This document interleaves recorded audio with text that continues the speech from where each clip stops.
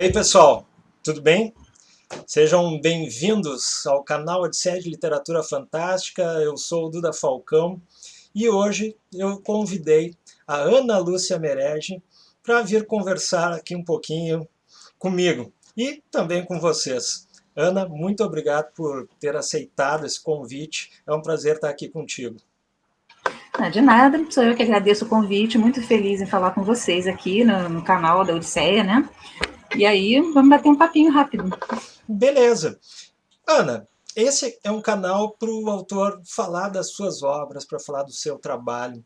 Então, me diz aí e me dá uma sinopse assim de qual é o teu trabalho na literatura. O que tu já publicou, o que tu costuma fazer relacionado ao trabalho com as letras? Bom, eu trabalho na Biblioteca Nacional, trabalho com manuscritos antigos, manuscritos coloniais, né? Então, sou uma pessoa que trabalha bastante, sempre trabalhou com pesquisa, e lá eu trabalho muito também com divulgação de acervo, e dou uns pitaquinhos também nessa área de mediação da leitura, né? Como escritora, eu escrevo para jovens e também para adultos, né? Boa parte do meu trabalho é baseado em conto de fada, conto maravilhoso, folclore, conto tradicional. Eu tenho um pequeno livro pesquisado, publicado, né, desculpe, que é na área de pesquisa, que é o Contos de Fadas, Origens, História e Permanência no Mundo Moderno. É um livro assim bem introdutório, tipo Primeiros Passos, que saiu pela Claridade.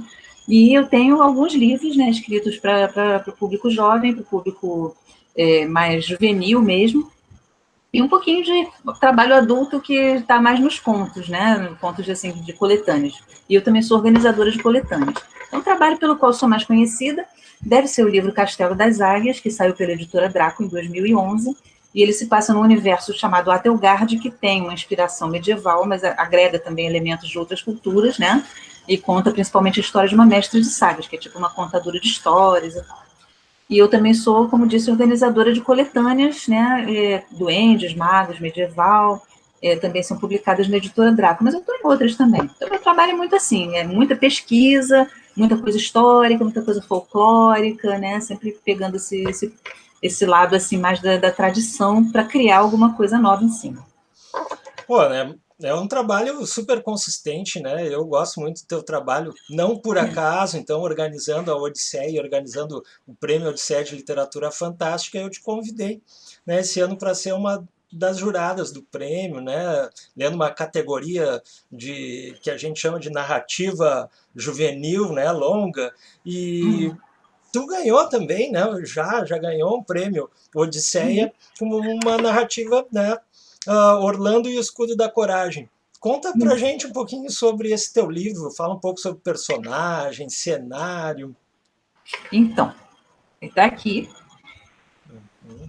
O Orlando e o Escudo da Coragem é uma história que se passa no mesmo universo do Castelo das Águias e das suas sequências, e também de Ana e a Trilha Secreta, que é outro juvenil. Só que o Orlando ele se passa num outro ponto do universo Atelgard. Ele está no norte da ilha lá, e a ambientação dele é muito parecida com aquelas ambientações de histórias de cavaleiros. Né? Então ele caça com falcão, tem todo aquele esquema de você ser escudeiro, cavaleiro. E, na verdade, assim, a dinâmica familiar dele foi muito baseada na história do rei Arthur, do A Espada Era Lei.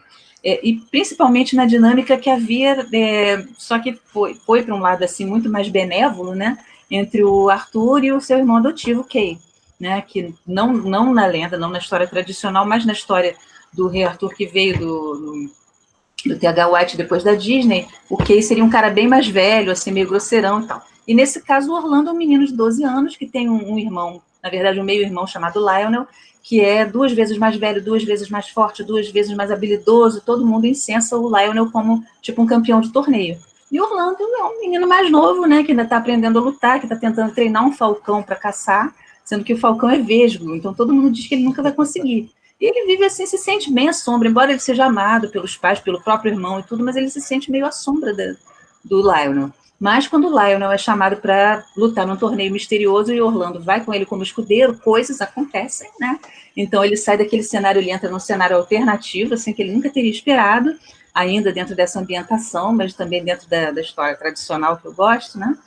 E aí ele vai viver uma porção de aventuras, né? E lutando assim para conquistar esse famoso escudo da coragem, que é o prêmio do torneio. Show, Então muito foi esse. legal.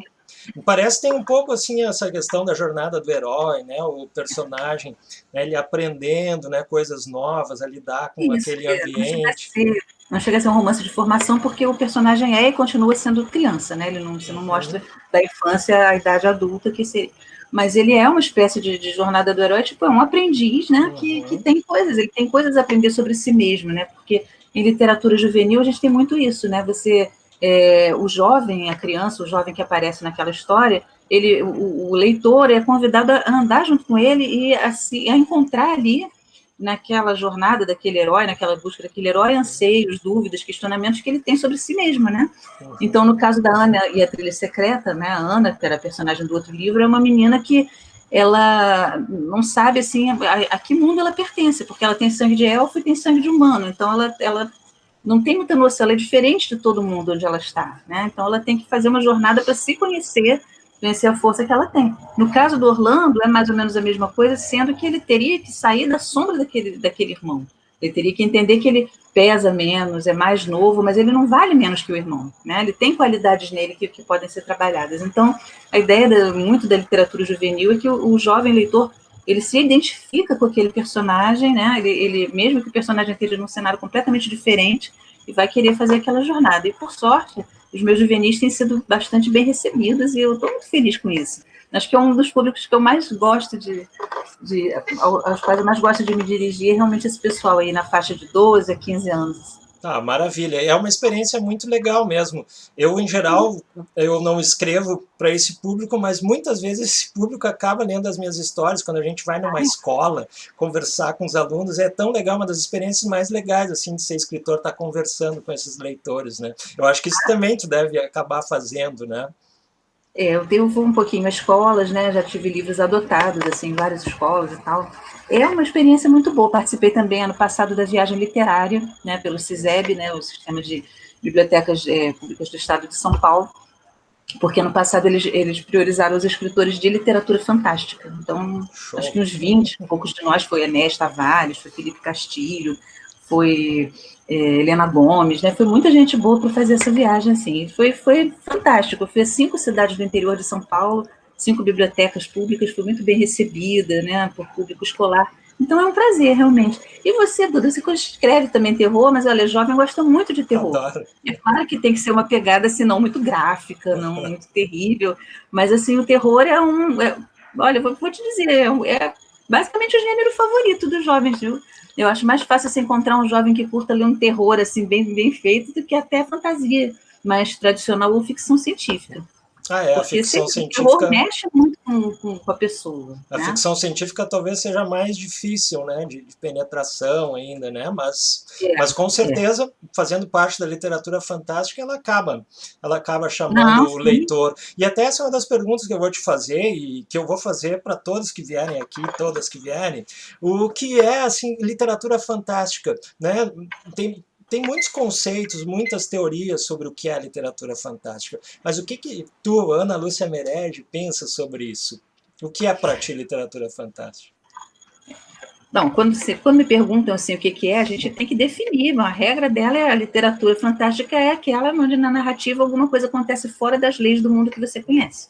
Então ela pode ter uma explicação científica, uma ciência que nós ainda não conhecemos, mas um dia vamos chegar lá e fazer, né, ou uma distopia e tal, ou pode ter um elemento realmente fantástico, entendeu? Você passou por um portal, encontrou um objeto mágico, ou você está num mundo onde as regras são diferentes das suas, e o tempo todo você tem que manter no seu leitor aquela suspensão de descrença.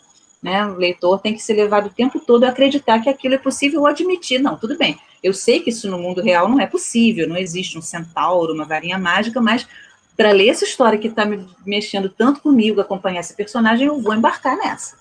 Né? Então, a literatura fantástica você define assim. Agora, para mim, ela também é a herdeira assim que ainda conserva mais características da literatura tradicional, porque repara, toda a arte, toda a literatura nasceu dos cantos, das narrativas orais, que contavam as histórias das famílias, que procuravam explicar o trovão, a luz, o sol, o nascimento do mundo, né? Então, esses poemas, né, as histórias míticas, os grandes épicos da literatura, do Gilgamesh, né, a Odisseia, a Ilíada e tudo, isso tá na base de toda a literatura. E a literatura fantástica, para mim, é a literatura que mais conserva as características de maravilhamento que você encontrava nessas narrativas, né? Então, eu acho que a literatura fantástica é meio que isso para mim, ela é uma herdeira, né, dessas narrativas cheias de simbolismos, cheias de possibilidades, né, onde você vai contar uma ótima história, mas você vai mexer com símbolos, com arquétipos muito profundos, né, e você vai ter significado. Então, para mim, a literatura fantástica é algo imbuído de profundo, ancestral e maravilhoso significado. Pô, que legal, ótima definição. Ana, a gente está chegando aí quase ao finzinho da nossa conversa. Eu quero saber de ti, recentemente, qual é o teu trabalho assim que tu está promovendo agora, o que que tu andou publicando? Tá, esse ano eu publiquei mais contos, né? E ano que vem vão sair mais contos também. Eu espero que também saia romance. Vai sair, com certeza. Esse ano não rolou por causa da pandemia. Mas eu participei de várias coletâneas. E o que eu estou trabalhando mais é aquela que eu organizei, né? Que é a coletânea Duendes, que venceu o prêmio Leblanc. Foi finalista também do prêmio Argos, acabou ganhando uma outra da editora Draco, que foi a Cyberpunk, e nós também tivemos o prazer, né, de ganhar o prêmio Odisseia. Um dos nossos contos, ficaram dois em final, né, o da Simone Saueressig e da Cristina Pézio, e o da Cristina Pézio venceu, o Jeremias Gelite. Então, é a coletânea Duendes. Ótima coletânea. Muito obrigada. Duendes da editora Draco, tá? Nós temos aqui 11 contos, de 11 diferentes escritores, todos maravilhosos. Então, a gente tem contos sobre o duende, ele pega sempre o lado dark, tá? Não tem duende fofinho. Um único conto tem os duendes que não são malfazejos, embora o conto tenha tons dark, mas tem um único conto em que os duendes são só, assim, arteiros, não são malfazejos. Em todos os demais, a gente pegou o lado mais sombrio do duende, né? E aquele lado mesmo, assim, a tradição do círculo do duende, te prender ali dentro, fazer tratos com você que nem sempre são tão bons. E a gente tem duendes aqui, russo, duende japonês, da América Latina, que é o conto da Simone Saueressig, que é um conto de realismo mágico maravilhoso, e também duendes que estão no nosso mundo cotidiano, como o da Cristina, né? Ou em mundos imaginados por nós, que é o caso do Diego Guerra, que abre aqui. Então, a coletânea Duendes é o trabalho com o qual eu tenho participado mais, né? Tenho divulgado mais, é o nosso mais recente, nossa coletânea mais recente, né? O Pride and Joy. E eu espero que algumas pessoas, né, se interessem, venham conhecer tanto a Duendes quanto as outras coletâneas da gente, Excalibur, Magos e Medieval, e as outras também da editora, que são fantásticas.